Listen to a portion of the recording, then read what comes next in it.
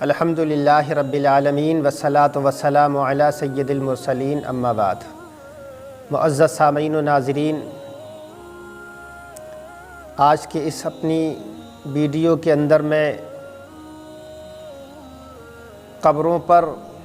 جو لوگ پھول ڈالتے ہیں، گھاس پھوس ڈال دیتے ہیں، اس کو میں ثابت کرنے کی کوشش کروں گا، چونکہ کچھ لوگ ایسے بھی ہیں جو یہ کہتے ہیں کہ قبروں پر گھاس پھوس ڈالنا، یہ پھول ڈالنا یہ جائز نہیں ہے۔ تو اس لیے میں آج اپنے اس کلپ کے اندر حدیث کے حوالے سے یہ ثابت کرنے کی کوشش کروں گا کہ یہ پھول ڈالنا یا گھاس پھوس ڈالنا قبروں کے اوپر یہ بلا شبہ جائز ہے، اس کے اندر کوئی قباحت نہیں ہے، کوئی گناہ نہیں ہے، بلکہ مردے کو اس سے فائدہ ملتا ہے۔ جب تک یہ پھول یہ گھاس پھوس تر و تازہ رہتے ہیں، اللہ کی تسبیح بیان کرتے ہیں، اور اس تسبیح کے سبب اس مرنے والے کو راحت ملتی ہے، سکون ملتا ہے، اس کے گناہ جھڑتے ہیں، اس کے اوپر سے عذاب جو ہے وہ منقطع ہو جاتا ہے اس وقت تک۔ چونکہ یہ حدیث پاک میں آیا ہے کہ اللہ کے حبیب سید عالم صلی اللہ علیہ وسلم کا گزر دو قبروں سے ہوا، صحابہ کرام بھی آپ کے ساتھ میں تھے، تو اللہ کے حبیب سید عالم صلی اللہ علیہ وسلم نے ارشاد فرمایا ان دونوں قبروں کے اندر عذاب ہو رہا ہے، یہ دونوں مردے عذاب الہی کے اندر گرفتار ہیں۔ صحابہ کرام عرض کرتے ہیں یا رسول اللہ، ان کو کس وجہ سے عذاب دیا جا رہا ہے، یہ کس وجہ سے عذاب الہی کے اندر گرفتار ہیں؟ تو اللہ کے حبیب سید عالم صلی اللہ علیہ وسلم ارشاد فرماتے ہیں کہ ان میں سے ایک پیشاب کی چھینٹوں سے نہیں بچتا تھا اور دوسرا غیبت کرتا تھا، اس وجہ سے ان کو عذاب دیا جا رہا ہے۔ پھر اللہ کے حبیب سید عالم صلی اللہ علیہ وسلم نے کھجور کی دو ٹہنیاں منگوائیں، ان دونوں ٹہنیوں کو ان کی قبروں کے اوپر گاڑ دیا، ایک ٹہنی ایک کی قبر کے اوپر، دوسری ٹہنی دوسری کی قبر کے اوپر گاڑ دی، اور سرکار نے ارشاد فرمایا جب تک یہ تر و تازہ رہیں گی، جب تک یہ خشک نہیں ہوں گی، اس وقت تک یہ عذاب الہی سے محفوظ رہیں گے، اس وقت تک ان کے اوپر عذاب نہیں ہوگا۔ یہ سرکار کا عمل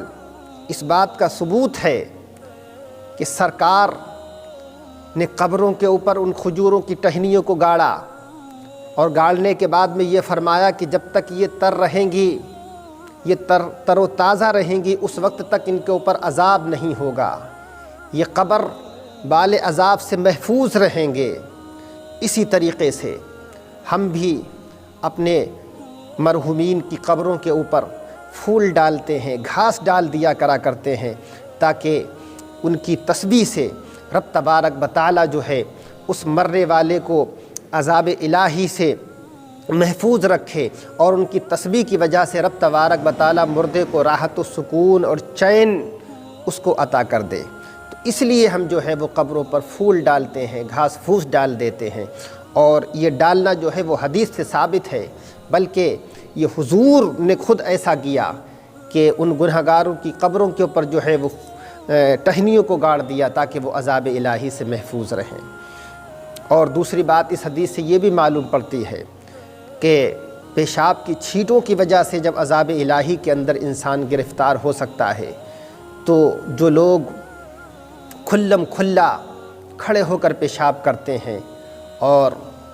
اس طریقے سے بے حیائی کا مظاہرہ کرتے ہیں، تو وہ ظاہر بات ہے جب کھڑے ہو کر پیشاب کر رہے ہوں گے تو کیسے چھینٹوں سے بچ سکتے ہوں گے؟ تو ایسے لوگوں کو جو ہے وہ کھڑے ہو کر پیشاب کرنے سے بچنا چاہیے، یہ بے حیائی بھی ہے، یہ اچھا عمل نہیں ہے، لہذا ایسے لوگوں کو جو ہے وہ بچنا چاہیے پیشاب کی چھینٹوں سے۔ اور ایک بات یہ بھی معلوم پڑتی ہے کہ جب پیشاب کی چھینٹوں کی وجہ سے انسان عذاب الہی کے اندر گرفتار ہو سکتا ہے، تو بڑے بڑے گناہ جو انسان آج کر رہا ہے، حرام کاموں کے اندر جو مبتلا ہے، تو ان کے کرنے کی وجہ سے رب تبارک و تعالیٰ کی طرف سے کیا ان کو عذاب نہیں دیا جائے گا؟ یقیناً ان کو عذاب دیا جائے گا۔ تو ہم سب کو اور ان کو چاہیے کہ ہم جو ہے حرام کاموں سے غلط کاموں سے دور رہیں، پیشاب کی چھینٹوں سے دور رہیں، اور جو غیبت دوسرے شخص کے بارے میں فرمایا کہ غیبت کیا کرتا تھا تو ہم اپنے آپ کو غیبت سے بچائیں، آپس میں پیار محبت اتحاد کے ساتھ رہنے کی کوشش کریں۔ اللہ تبارک و تعالی ہمیں برائیوں سے بچنے کی اور ان سے نفرتیں کرنے کی توفیق عطا فرمائے۔ وما علینا الا البلاغ۔ السلام علیکم ورحمۃ اللہ وبرکاتہ۔